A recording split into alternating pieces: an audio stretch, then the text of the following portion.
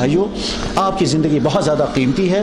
اس قیمتی زندگی میں سارے گندے کاموں سے اپنے آپ کو بچائیں. فیشنوں سے، ڈرگز سے، سگریٹوشی سے، شراب سے، زناکاری سے، پیسوں کا غلط خرچ کرنے سے، مہنگے موبائل رکھنے سے، بلا زورہ نیٹوں پر گھومنے سے، اسی طرح سے غلط چیٹنگ کرنے سے.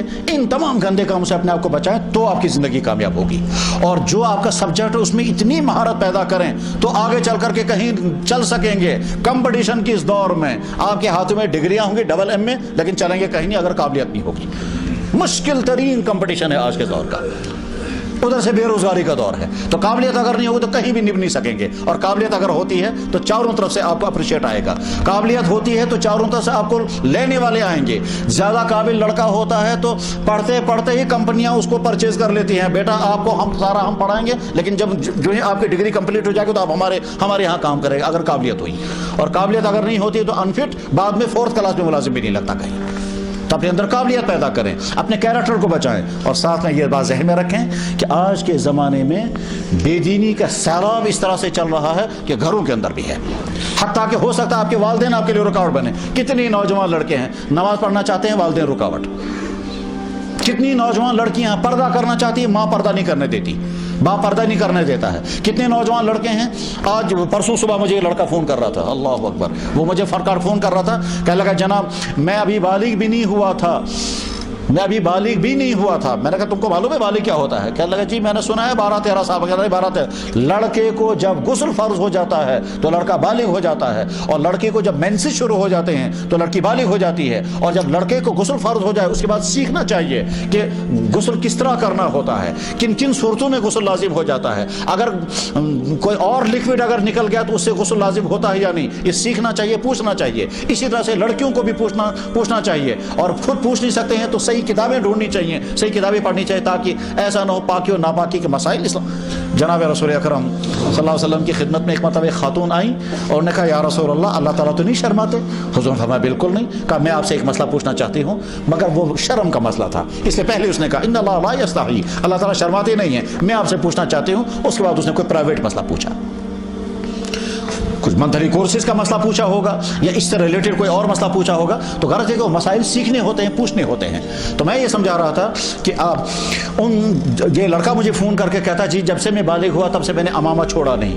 کیوں؟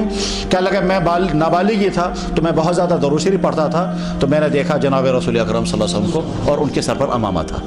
تو میں نے اسی وقت نیت کر لی میں کبھی امامہ نہیں اتاروں گا. کہتا میں صبح امامہ لگاتا ہوں اور جب بیڈ پر سونے کے لیے آتا ہوں تب میں اتارتا ہوں، ورنہ میرا جی نہیں چاہتا میں امامہ اتار دوں. میں نے کہا ٹھیک. اب کہنے لگے میں اب یہاں کسی کالج میں گیا تو وہاں پرنسپل صاحب کہتے ہیں یہ امامہ لے کر اندر نہیں آنا. اس نے کالج کا نام بھی بتایا، کس جگہ وہ کالج ہے. میں نے کہا اب کیا کرنا ہے؟ کہنے لگا مجھے بتائیے مجھے کالج چھوڑ دینا چاہیے یا امامہ چھوڑنا چاہیے. میں نے کہا دیکھو بھائی اسلام تو تمہیں اجازت دے گا کہ امامہ چھوڑ دو جب تمہارا پرنسپل نہیں مان رہا ہے، اور پہلے کوشش کرو اس کو منوانے کی. کہنے لگا جب وہ بالکل نہیں مانتا، میں نے اس کے پاؤں بھی پکڑے کہ جب دوسرے لڑکوں کو آپ ٹائی پہننے کی اجازت دیتے ہیں میرے سے کیا فرق پڑے گا آپ کو، مجھے اگر آپ مجھے امامہ الاؤ کرو گے. اس نے کہا بالکل نہیں، یہ امامہ یہاں درا لانے کی اجازت ہے. مسلمان کہہ رہا ہے، مسلمان پرنسپل. ٹھیک. اس لڑکے سے میں نے پوچھا آپ چھوڑ سکتے ہو امامہ؟ کہنے لگا میں کالج چھوڑ دوں گا، امامہ نہیں چھوڑوں گا. میں نے کہا کیوں؟ کہنے لگا میں نے حضور کو خواب میں دیکھا، میں ان کے ساتھ بے وفائی نہیں کر سکتا. یہ کہہ کر رونے لگا اور فون بند کر دیا. ہو سکتا ہے وہ لڑکا یہاں موجود ہوگا. کرنے والے ایسے بھی ہیں. لوگ سمجھتے ہیں اسلام بڑا مشکل ہے. میرے بھائیو ہرگز نہیں. اسلام کیسے مشکل ہو سکتا ہے؟ اسلام تو کہتا ہے آپ اچھے سے اچھا کھانا کھاؤ، اچھے سے اچھے کپڑے پہنو، اچھا اپنے بدن کو سجاؤ. وہ تو عیسائی مذہب غلط ہے جو کہتا ہے غسل نہیں کرنا 12 سال تک، شادیاں نہیں کرنا، شادیاں کرو گے تو جرم کرو گے. عیسائی مذہب میں اگر بزنس کرتے ہیں بزنس تو بزنس کرنے والا دنیا دار ہے. اسلام یہ کہتا ہے اگر بزنس کرو گے اور اچھی طرح سے بزنس کرو گے تو تم جنت کے حقدار بنو گے.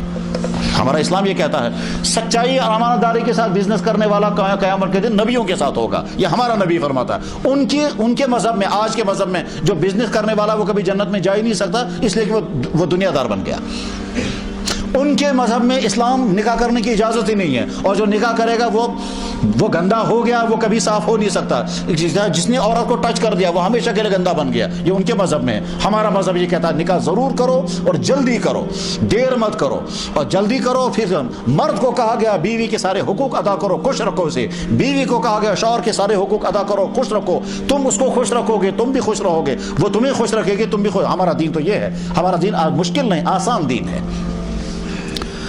ساتھ میں ہمارے نبی کو جتنی ہماری محبت، اس کا ہم اندازہ نہیں کر سکتے کتنی محبت. ہمارے والدین کو ہمارے اتنی محبت نہیں ہے، ہمارے دوستوں کو اتنی ہماری محبت نہیں ہے، ہمارے بھائی بہنوں کو اتنی ہماری محبت نہیں ہے جتنی محبت ہمارے نبی کو ہماری تھی. چنانچہ جناب رسول اکرم صلی اللہ علیہ وسلم کبھی کبھی کہا کرتے تھے میں تمہارے لیے ایسے ہوں جیسے باپ. پھر چھوٹی چھوٹی باتیں سمجھاتے تھے. ہمدردی کی وجہ سے حضور نے فرمایا یہ کام مت کرنا، آگے چل کر تم برباد ہو جاؤ گے. یہ غلط حرکت مت کرنا، آگے چل کر تم کو عذاب ہو جائے گا. تم نے اپنی اگر آنکھوں سے غلط دیکھا تو اس کے بعد قیامت کے دن سلائی گرم کر کے تمہاری آنکھ کو لگائی جائے گی. اگر تم نے اس کی عورت کو ٹچ کیا اور غلط انداز میں ٹچ کیا تو پھر قیامت کے دن تم کو جہنم میں ڈالا جائے گا، اور جہنم میں ڈال کے پھر وہاں تم کو بچھو ڈنک مارے گا اور پورے باڈی کے اندر وہ زہر گھومے گا. اور زہر گھومتے ہوئے بچھو کہے گا جس وقت تم نے اس لڑکی کو ٹچ کیا تھا تمہاری باڈی مزہ محسوس کرتی تھی کہ جی کہا اسی لیے میں نے ایسا ڈنک مارا ہے کہ تمہاری باڈی کے ہر جگہ پر پوائزن پہنچ رہا ہے. اللہ کے نبی علیہ السلام نے فرمایا تم کسی عورت کو ہاتھ میں ہاتھ ملاؤ، اس سے زیادہ بہتر ہے کہ تم خنزیر کا پاخانہ اپنے ہاتھ میں لے لو مگر عورت کا ہاتھ میں نہیں لگا. اس لیے اپنی جوانی کو بچا کر کے بس یہاں سے ہم اٹھیں گے. آج کے بعد ہم نمازوں کی پابندی کریں گے. جب آپ نمازوں کی پابندی کریں گے تمام برے خیالات سے بچ جائیں گے، ٹینشنوں سے بچ جائیں گے. اچھا قرآن کریم کی تلاوت کر سکتے ہو تو تلاوت کا روٹین بنائیں. اور کس طرح سے صبح کو جب اٹھیں، خدا نہ خواستہ اگر دیر سے اٹھیں گے کوئی پرواہ نہیں، دیر سے اٹھیں جس وقت اٹھیں گے اسی وقت اٹھ کر کے ٹھیک طرح سے وضو کریں. وضو کرنے کے بعد پھر پہلے نماز پڑھیں، نماز پڑھنے کے بعد وہیں بیٹھ کر کے تلاوت کریں مگر آواز کے ساتھ. اور جس طرح سے میوزک والے میوزک کرتے ہیں مزہ آتا ہے ان کو، اسی طرح سے جو قرآن مزہ لے کر کے پڑھیں گے کچھ دنوں کے بعد قرآن آپ کو مزہ دے دے گا. اور ایسا مزہ آئے گا کہ دنیا میں کسی میوزک میں اتنا مزہ نہیں ہے. ہم جب یہ پڑھتے ہیں کہ فلاں امام ساری رات کھڑے کھڑے تلاوت کرتے تھے تو مزہ ہی تو آتا ہوگا تبھی تو. بالکل ایسے جیسے آج جب میوزک چلتا ہے رات کو ساری رات گانا چلتا ہے اور نہ سننے والے تھکتے ہیں نہ گانے والا تھکتا ہے.